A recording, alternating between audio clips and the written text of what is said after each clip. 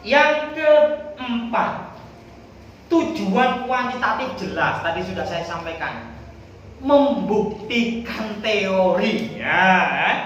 Jadi hukumnya wajib bagi penelitian kuantitatif harus ada teori atau harus ada hipotesa. Nah itu loh, makanya misalnya Anda ditanya, kenapa penelitian kuantitatif itu harus ada hipotesa? Harus Pak, kenapa kok harus? Nah itu yang mau dibuktikan kok, makanya harus ada loh. Kamu sekarang bisa jawab loh. Nah tujuannya ikut pelatihan ini ya itu biar ada ketika ditanya itu bisa jawab itu ya, meskipun ya pasti lulus ya. Enggak palingan guyon itu ya, jok itu ya. Apa? Tujuannya apa? Membuktikan teori, membuktikan hipotesa. Hipotesa itu yang akan dibuktikan. Itu tujuannya kuant. Teori itu yang akan dibuktikan itu tujuannya kuant. Berbeda dengan kuant, kalau kuant itu menemukan teori, ada teori baru yang akan ditemukan atau teori yang sudah ada dikembangkan, seperti yang saya tadi katakan. Ada yang mengatakan Gus Dur ambisius, itu kan teori baru bagi saya karena saya belum pernah membaca literatur yang menjelaskan bahwa Gus Dur itu ambisius ya. Mungkin ambisius dalam kacamata Amin Rais ya. Mungkin ya. Oke, paham ya? Oke. Yang kelima, desainnya. Desainnya itu tahu nggak maksudnya desain itu? Desainnya itu proposal. Sebelum Anda penelitian itu kan disuruh membuat proposal loh. Membuat proposal ya. Tahu proposal ya? Bukan proposal bukan proposal kegiatan, bukan.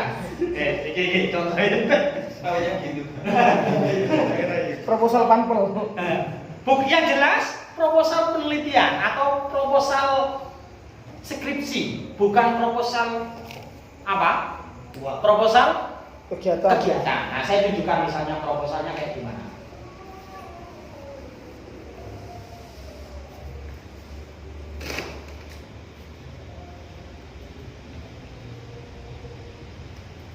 Ada yang bawa nggak? Contoh nggak? Atau ada nggak misalnya contoh-contoh gitu kan yang dibawa Mas Mardian? Kan anu toh, karena kan sudah mulai garap toh. Contohnya ada nggak kira-kira? Tadi sampean tahu di mana? Ya contoh apa saja? Itu Pak, di situ Pak. Di belakang ini? Iya, belakang. Oh gajah. Hanya evaluasi. Wes, yes nggak apa-apa. Nanti saya kasih lagi. Flash Pak. Wes ini. Apa? Desainnya atau proposalnya itu statis desain. Desainnya itu tetap. Jadi ini. Ada ilustrasi yang sederhana gini, Mas. Kuantitatif itu kalau proposalnya sudah clear, berarti 60% skripsi itu sudah selesai.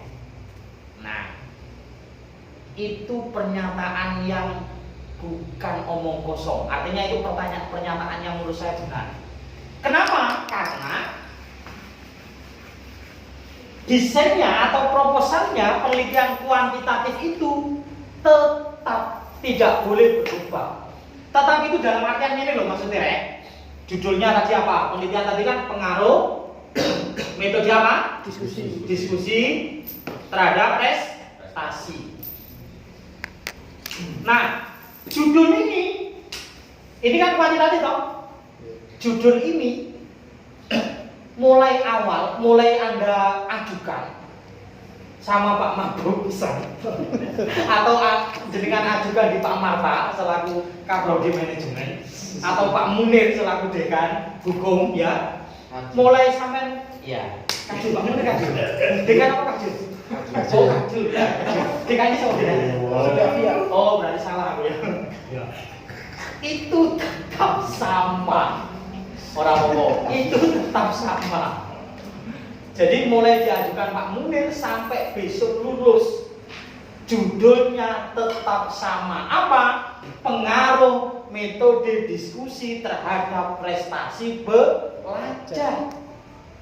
Kenapa Pak sama? Karena desain atau proposal kuantitatif, desainnya static desain atau statis desain, itu artinya desainnya tetap tidak berubah. Oke? Ya. A. Latar belakang masalah. B. Rumusan masalah. C. Tujuan dan seterusnya. Semuanya tetap, tidak ada yang diganti. Itu maksud saya statis di desain. Oke ya? Jadi salah satu cirinya lagi penelitian kuantitatif itu proposalnya, rancangannya, desainnya itu tetap, mulai dari pengajuan, awal pengajuan sampai ke akhir atau mau munakosah itu tetap saja.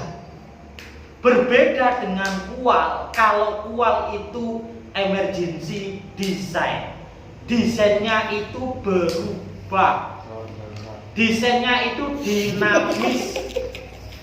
Apa? Desainnya dinamis atau berubah. Boleh jadi judulnya, misalnya ya, judulnya langsung ke judul saja ya, karena desain itu kan bagian dari judul loh. Boleh jadi misalnya tadi kan Anda mau meneliti tentang pemikiran siapa? Pemikiran Islam moderat, pemikiran Islam moderat Gus Dur. Ternyata di tengah perjalanan, loh, saya itu tidak menemukan informasi atau buku atau literatur yang menjelaskan kalau Gus Dur itu punya pemikiran Islam moderat. Nah, adanya apa? Adanya itu bukan Islam moderat, tetapi Islam radikal misalnya ya. Islam radikal, maka di tengah perjalanan kamu ganti judulmu dari judul pemikiran Islam moderat Gus Dur menjadi pemikiran Islam radikal Gus Dur, itu boleh. Kenapa boleh? Karena desainnya, rancangannya itu tidak tetap, tetapi dinamis. Nah, itu loh. Oke, misalnya Mardian ini ya, kasusnya Mardian mau meneliti tentang pendidikan kritis ya, pendidikan kritis di Matholiul Anwar. Ternyata pendidikan kritis di Matholiul Anwar itu tidak ada. Saya temukan tidak ada, Pak. Yang ada adalah pendidikan konvensional misalnya. Loh, kamu ganti judul boleh? Gak apa-apa. Ganti judul gak apa-apa. Kenapa Pak boleh? Karena kualitatif. Desainnya itu emergency di desain, atau desainnya itu berubah, boleh berubah. Oke ya, paham ya? Tetapi itu hukumnya haram kalau penelitian kuantitatif. Kalau kuantitatif itu nggak boleh. Dosa kalau dirubah. Nggak guyon. Penelitian kuantitatif itu nggak boleh dirubah-rubah. Misalnya judulnya ini, ya wis ini, nggak boleh dirubah-rubah. Dari awal sampai akhir harus tetap sama. Tetapi kalau penelitian kual itu boleh berubah tergantung situasi dan kondisi. Situasinya tidak memungkinkan Anda untuk melakukan penelitian dengan judul pemikiran Islam moderatnya Gus Dur, tetapi yang Anda temukan adalah pemikiran Islam radikalnya Gus Dur, maka boleh dirubah. Apakah sah, Pak? Sah. Kenapa sah? Karena kualitatif. Kalau ada yang melarang berarti metodologi penelitiannya nggak dalam gitu ya. Kira-kira gitu itu. Misalnya nggak boleh dirubah, ini harus kayak gini, Pak. Anda perlu tunjukkan ini Pak, referensinya Pak, gitu kan. Kalau boleh nggak boleh. Ya. Nah, itu. Kan karena kan ada kan ya, dosen-dosen yang kolot itu kan ada gitu ya misalnya. Nah, itu nggak boleh. Menurut saya gini ya gini gitu ya. Berarti dia nggak paham metodologi. Gitu aja kesimpulannya. Nggak usah komentar banyak-banyak gitu kan. Nggak lulus waktu itu. Hah? Mau nggak mau aja. Bukan terkesan memprovokasi. Nggak. Oke ya, apa? Tadi apa? Desainnya atau rancangannya itu berubah, boleh berubah-ubah. Makanya disebut dengan emergency design. Dalam keadaan darurat itu boleh dirubah. Ya misalnya sampai kecelakaan ya, naudzubillah ya. Misalnya tetangga Anda kecelakaan itu kan biasanya di UGD kan ya, unit gawat darurat atau unit emergency itu kan. Oh berarti ini gawat ini, maka harus ditangani. Artinya, oh ini desainnya harus dirubah, maka harus dirubah. Gitu ya, paham ya? Makanya desainnya itu tetap, operasionalnya konsepnya jelas itu maksudnya tetap. Kalau ini konseptualitasnya realitas empirik, artinya berubah. Emergency design, kamu boleh menghapus ini boleh ya. Kalau kamu nggak paham konseptualisasi realitas empiris ya, itu bahasa bapak saya tidak terlalu paham. Desainnya berubah, nah ya, rancangannya bisa berubah tergantung situasi dan kondisi. Nah, itu. Barangkali besok Anda jadi kajur ya, amin gitu. Amin. Maka ketika misalnya mahasiswamu penelitiannya kualitatif kok berubah di tengah jalan, ya kamu harus mentolerir karena ada teori yang mengatakan itu. Kalau rancangan penelitian kualitatif itu boleh berubah. Beda dengan kuantitatif. Kalau tetap mulai A sampai Z. Oke. Kemudian yang kedua, yang kedua terus ini sampai gagal fokus ini. Yang keenam, strategi. 5. Ya 5 kan desain tadi. Desainnya ya. Tidak usah ditulis. Ya kamu kalau mau tulis penjelasannya nggak apa-apa, tapi nanti akan saya kasih ini materi. Nah, kalau nomor 6, strategi. Strategi ini maksudnya adalah cara yang digunakan atau cara yang dipakai. Analisis cara yang digunakan untuk menganalisis. Ini maksudnya. Data yang Anda kumpulkan itu kan banyak sekali dong, betul nggak? Data yang Anda temukan ini kan banyak sekali. Kamu dari wawancara dari Mas Burhan, wawancara dari Mas Bopa, dari Mas Martian dan lain sebagainya. Itu kan banyak sekali kamu dapat informasi. Langkah yang selanjutnya adalah melakukan analisis. Melakukan analisis itu adalah mengelompokkan beberapa data-data tersebut itu kemudian dijadikan atau dirangkai atau dikonstruksi menjadi satu sesuai dengan kebutuhan data saudara. Nah, untuk kasus kuantitatif itu strategi yang digunakan atau analisis yang digunakan, analisis itu aja ya, atau strategi yang digunakan adalah dengan kuantifikasi data atau dengan pengukuran. Dengan kuantifikasi data. Kuantifikasi data. Apa maksudnya kuantifikasi data? Kuantifikasi data itu maksudnya apa? Bukan. Bukannya analisis. Apa kuantifikasi data? Kuan itu kan siapa tuh? Kuan itu apa? 1, 2, 3 itu apa? Angka. Jadi kuantifikasi data itu mengangkakan data.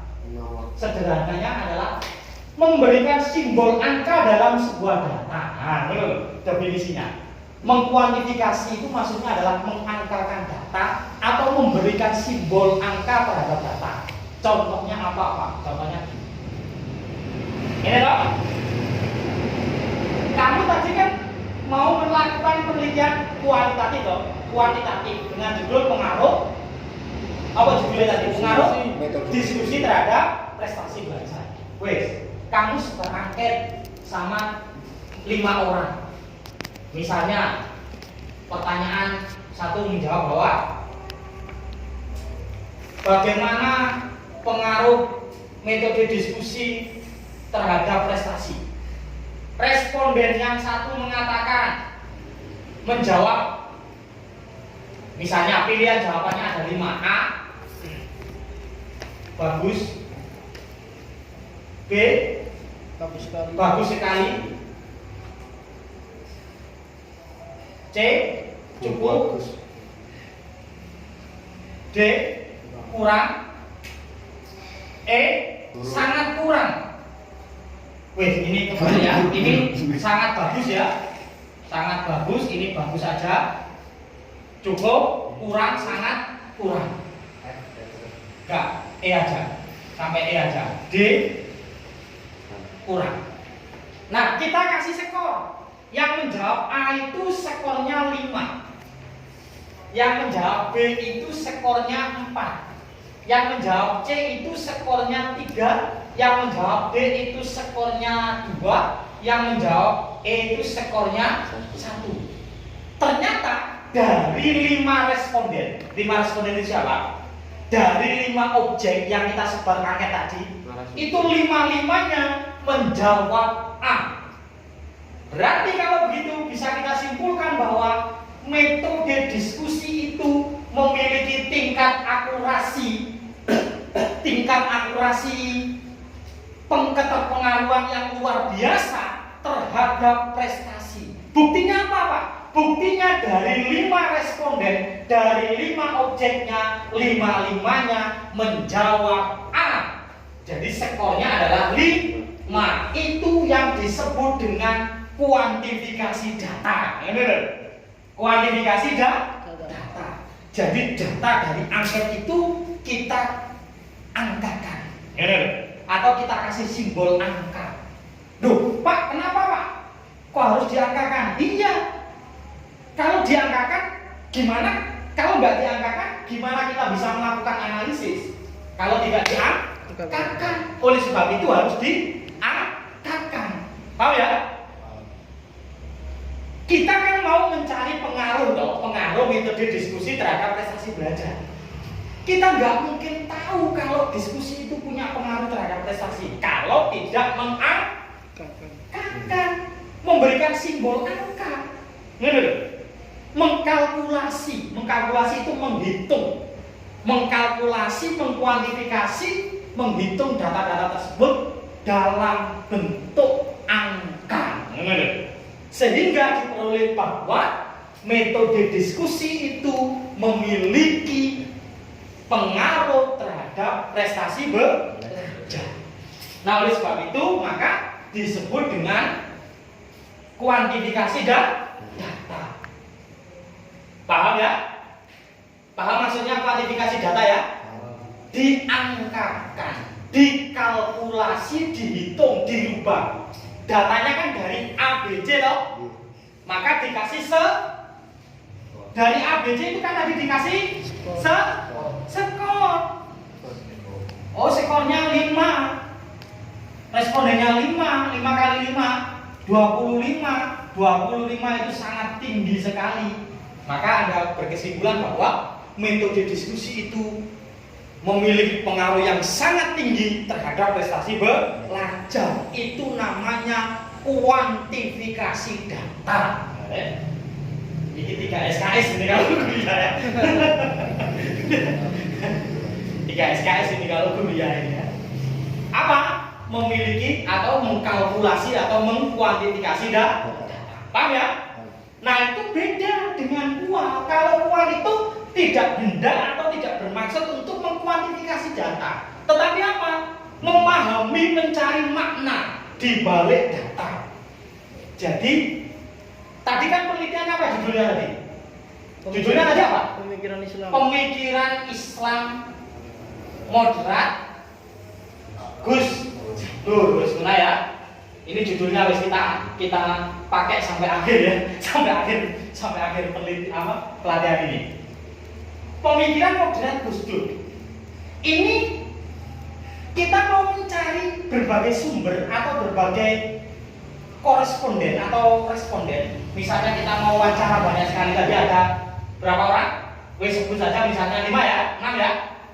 Nah, hasil wawancara ini tidak hendak kita kuantifikasi karena kita tidak mau mencari pengaruh pemikiran Gus Dur terhadap yang lain. Paham maksudnya ya? Beda dengan yang tadi. Kalau tadi kan mencari pengaruh, maka jalannya itu harus mengangkakan agar kita tahu seberapa besar, seberapa tinggi pengaruhnya. Maka perlu kita kuantifikasi data. Tetapi ini kan tidak untuk mencari pengaruhnya, tetapi kita mau mencari tentang pemikiran Gus Dur. Makanya apa? Yang lebih penting daripada ini adalah mencari makna. Apa maksudnya mencari makna? Mencari arti dari pemikiran Gus Dur tentang Islam moderat. Paham ya? Paham ya?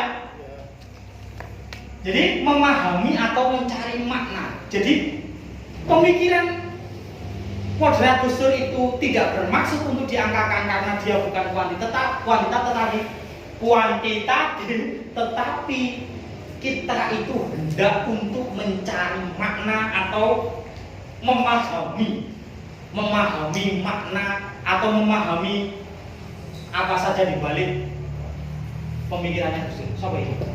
Betul. Tak pikiran. Kita enggak. Nah. Oh seniornya ada. Kok beli rayon?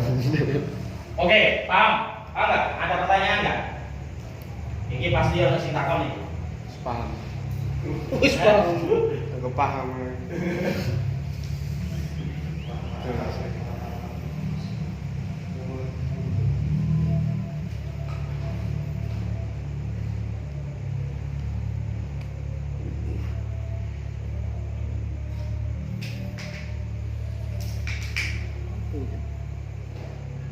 Ada yang bertanya nggak?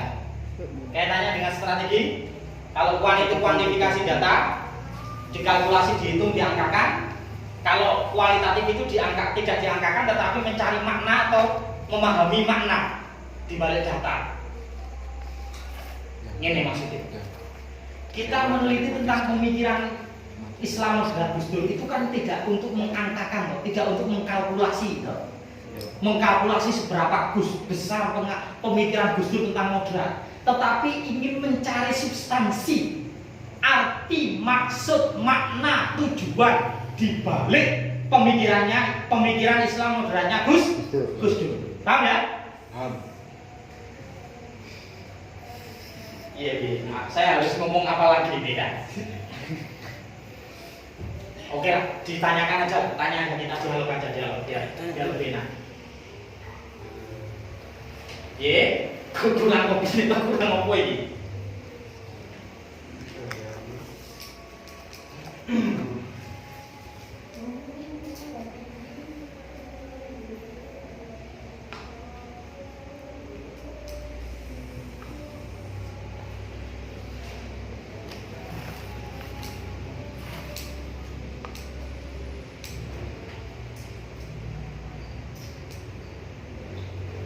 Apa ini? Ayo. Halo. Apa yang disampaikan ini? Wis ya, mulai pusing ya, mulai penat ya. Kakek nih berarti. Mosok kakek kan? Overdosis. Ini belum setelah ini. Belum bimbingan. Aku belum. Wes, saya akan jelaskan satu slide ini aja ya. Ya. Nanti setelah itu kita break dan kita lanjut lagi ya, kalau memungkinkan. Gitu, Yang penting ya, silakan. Nah, Ya, saya agak dulu ini terkait yang kuantitatif. Dulunya di mana? Artinya kan dalam usaha sendiri itu kan ruang dan waktu itu dimensinya tidak terbatas. Apa ini? Dalam apa ini? Fakta itu kan kaku, Pak. Dalam kuantitatif. Iya, betul. Betul, iya. Fakta itu kan kaku. Sedangkan dalam usaha sendiri ruang dan waktu itu kan dimensinya nggak habis-habis, nggak terbatas seperti yang pemetaan manusia yang dibilang Agus Kom tadi. Dengan tadi bilang sendiri bahwa positivisme Agus Kom hari ini tidak berlaku kan begitu gitu. Hukumnya yang tidak berlaku. Kira-kira gitu. Hukum perkembangannya itu loh. Atau optimismenya itu gagal loh. Oh enggak ya, enggak optimis kok gagal ya. Enggak ya optimis gagal ya. Mungkin bisa langsung saya tanya begitu. Iya, masih ini. Contohnya materialisme dialektika punyanya Karl itu termasuk pola Papuan, Pak. Materialisme Iya. dialektika Karl Marx ya. Tesis. Itu lebih cenderung ke kuantitatif. Materialisme dialektika Karl Marx itu cenderung ke kuantitatif. Ini saya kasih contoh lagi ya. kamu menarik-narik ke filsafat, maka akan saya jawab juga dengan filsafat. Yowes lah, gak apa-apa. Ini mas, saya bertanggung jawab kalau materialisme itu termasuk kuantitatif. Ini, wes ya. Saya mau tanya ini sama Mas Gopal ya. Pasti kan sudah baca materialisme historisnya Marx ya. Insya Allah. Oke. Marx itu punya temuan apa di dalam materialisme historisnya? Marx itu punya apa? Temuannya Marx itu apa? Atau teorinya Marx itu apa? Berubah pemikiran, Pak. Yo, Iya. jelas tentang pemikiran. Iya, ini kan juga pemikiran toh. Tadi apa? Oh, hukum tiga tara masyarakat. Oh, sama ya. Itu kan juga sebuah pemikiran, tetapi spesifikasinya tentang apa? Pemikiran tentang Marx itu tentang apa?